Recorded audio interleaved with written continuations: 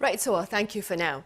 As mentioned earlier, there have been slight changes to vaccine pass requirements here in the country, and I have Kim YEON-SEUNG in the studio with details on that. Yeon-SEUNG, good to see you again.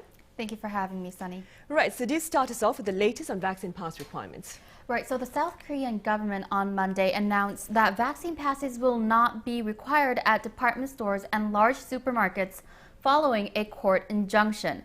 First, let's take a listen to what the health minister said this morning. The spread has downsized compared to December when we first expanded vaccine passes. Considering prevention protocols and the public's reception of them, there seems to be a need to loosen the vaccine pass rules for low-risk facilities. These low-risk facilities also include museums, movie theaters, private academies, and study rooms. But vaccine passes will continue to be enforced at music academies where students need to take off their masks to sing or play an instrument, for example. These changes will be enforced starting from Tuesday. However, vaccine pass requirements at cafes, restaurants, and bars will remain in place. To sum up, around 11% of the venues that previously required vaccine passes will not be tied down to these rules anymore. The government is also planning to lighten the penalties for businesses that violate vaccine pass rules in light of their financial struggles. Right. And Yeon-SEUNG, vaccine pass requirements at department stores and supermarkets only came into effect last week before the court intervened to suspend the measure altogether, right? Yes, exactly. So right before last weekend, on Friday, this whole administrative court issued an order to suspend vaccine pass requirements at department stores and supermarkets.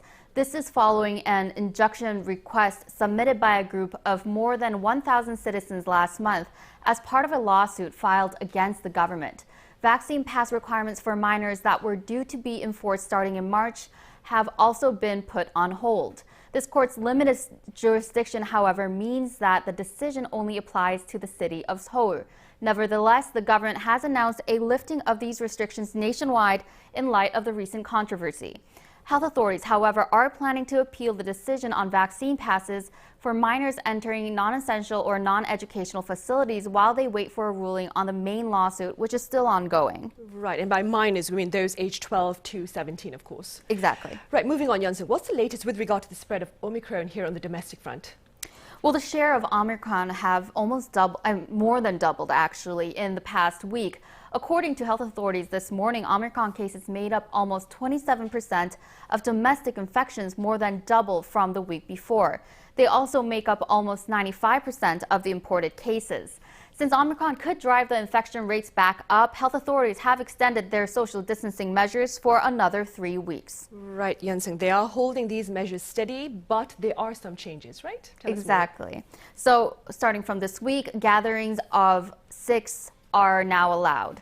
This is compared to the 4-person limit that we've had in the nation for the past 4 weeks. Authorities loosened the social gathering rules just a bit since business owners have been protesting against the strict COVID-19 curbs that have affected their livelihoods. But due to the threat posed by Omicron, health authorities are treading lightly with these prevention measures. Other rules remain mostly intact, including business curfews.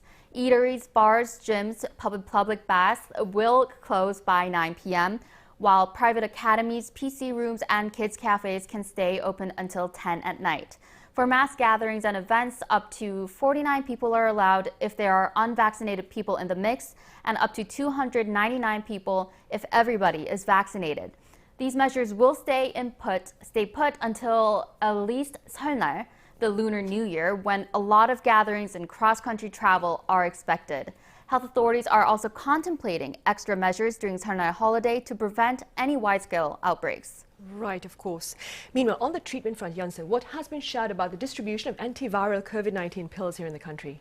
Well, as you all may already know, Pfizer's oral COVID-19 pills Paxlovid just arrived in the country last Thursday, and rollouts began on Friday. 9 people who are being treated from home started taking the treatment on the very day that rollouts began.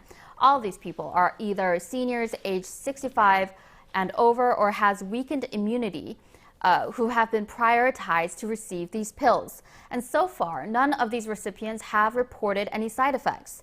Health authorities also said on Saturday that most of these patients have shown visible improvement in their conditions. So let's hope that these pills that have been so often called game changers can help us turn a corner in our outbreak. Right, I'll keep my fingers crossed for that. All right, Yeon-SEUNG, as always, thank you very much for the report and see you on Tuesday.